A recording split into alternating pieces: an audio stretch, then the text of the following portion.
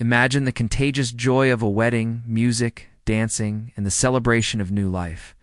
At the picturesque wedding at Cana in Galilee, everything seemed perfect, a day to remember, an atmosphere of pure happiness and fellowship. But suddenly, a shadow of concern looms. The wine, a symbol of joy. An abundance begins to run out, and imminent shame threatens to spoil the newlywed celebration. A social disaster was rapidly approaching. Mary, Jesus' mother, notices the delicate situation. Her gaze turns to her son with unshakable trust. "They have no more wine," she whispers, in an appeal, knowing that in him resides a power that defies the ordinary. A simple faith that would unleash the unimaginable. Jesus responds with a tone that intrigues and challenges, "Woman, what does this have to do with me? My hour has not yet come." Was it a sign of hesitation or a test of faith? The answer seemed to postpone the inevitable, but behind it a greater purpose was at play. But Mary, with a conviction that transcends logic, turns to the servants and gives them a direct order. Do whatever he tells you. A crucial instruction that would seal the destiny of that moment, opening the doors to an unprecedented divine manifestation. Nearby, 6 stone jars stood empty, large vessels used for Jewish purification, which could hold about 20 to 30 gallons of water. A massive quantity and intriguing detail awaiting a command that would change their essence. Jesus instructs the servants, "Fill the jars with water." Without questioning, they obey, filling them to the brim. Curiosity must have taken over. What would happen? A simple action, setting the stage for the miracle, an invitation to witness the impossible. "Now, draw some out and take it to the master of the feast," says Jesus. The servants, hands trembling with anticipation, take the sample of that newly transformed liquid. The smell, the color, the texture, everything was different now, a mystery that was about to be revealed. The master of the feast, upon tasting it, is completely perplexed. The liquid that was once water now was the finest wine. "Everyone serves the good wine first," he comments, "and when people have drunk freely, then the poor wine. But you have kept the best wine until now." A surprising truth. The groom, oblivious to the divine intervention, receives the praise. That exceptional wine, which would save his reputation, was an unexpected gift, coming from the deepest mystery.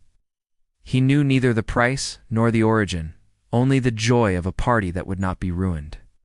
His disciples, however, saw and understood. They witnessed Jesus' glory, a glimmer of divinity. They believed in him, their minds and hearts open to the truth of who he truly was. A moment that imprinted faith on their souls forever. This was the first of Jesus' miraculous signs, performed in Cana of Galilee, a humble beginning. But its impact was gigantic, a powerful declaration, his ability to transcend the natural and the authority to change reality itself. It wasn't just water turned into wine, it was more. It was the promise of a transformed, abundant life, the manifestation of a power that could renew everything. An invitation to believe in what eyes cannot see and in what human reason can barely conceive. Every drop of that wine carried a secret, a message that the divine had manifested. In the midst of the celebration, at a moment of apparent crisis, Jesus revealed his identity and purpose, giving a glimpse of what was to come. This event confronts us with a crucial question. What would you do if the ordinary in your life transformed into something extraordinary by a touch? Unique chance to see the world with new eyes and to experience the power of a faith that knows no limits. From Cana, Jesus went to Jerusalem, the holy city. The Jewish Passover was approaching, and the temple, heart of the people's faith and life, was bustling. An atmosphere of reverence and expectation that would be abruptly broken by an unexpected action. Upon entering the temple, Jesus encounters a scene, not of prayer and worship, but of commerce and greed. Sellers of cattle, sheep, and doves, money changers, turning the house of God into a noisy marketplace. A profanation that wounded the soul of faith. A holy indignation takes hold of his being. His eyes, which once turned water into wine, now emit a righteous fury, a burning zeal. His Father's house would not be a den of thieves, and his authority would be demonstrated unforgettably. With cords that he himself braided, he makes a whip, not for physical violence, but as a symbol of his wrath. He drives out the merchants, overturns tables. and scatters the money changer's coins on the ground. A chaotic scene, but loaded with divine purpose. The doves are set free. The noise ceases. Take these things away. Do not make my Father's house a house of trade, Jesus thunders. His voice echoes with an authority that silences everyone, a solemn warning about the sanctity of the place.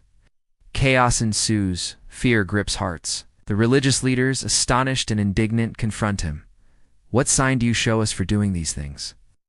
They demand proof of his authority, a visible miracle, without understanding that the greatest proof was before them. Jesus then gives them an enigmatic answer, which would leave them perplexed and furious. Destroy this temple, and in 3 days I will raise it up. A phrase that defied literal comprehension and planted a seed of future curiosity. The Jews, scandalized, interpret it literally. It has taken 46 years to build this temple, and will you raise it up in 3 days? The sarcasm in their voices revealed their complete incomprehension of what was to come. They did not know that the truth was much deeper. But he was speaking about the temple of his body, a veiled revelation, a mystery, to be unveiled after the cruelest and most glorious events of his life. Life and death, destruction and resurrection, all contained in a few prophetic words. Only after Jesus had risen from the dead, his disciples remembered what he had said. Then they believed the scripture and the word that Jesus had spoken. The truth was revealed, and the final piece fell into place, validating every action and every promise. That act in the temple was not just an outburst. It was a declaration of war against hypocrisy, against the commercialization of faith, against spiritual blindness, a cleansing not only physical, but symbolic, indicating the urgency of a new era. The divine fury was not to condemn, but to purify, to rescue the true purpose of the sacred and reorient hearts to what truly mattered. A reminder that genuine faith cannot be bought, nor sold, nor traded for earthly interests. This episode challenges us to look within ourselves. What markets do we erect in our own hearts that prevent us from fully experiencing the divine?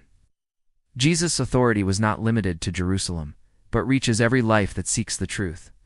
The scarcity of true worship was exposed, and the urgency of returning to an authentic relationship with the Creator was undeniably proclaimed. There is no time to lose to align your spirit with the holiness he demands and offers. The prophecy of destroying and rebuilding in 3 days is the key to your own hope and salvation. Not a threat, but a promise of total renewal, that life can always triumph over death. This is the truth you need to embrace now.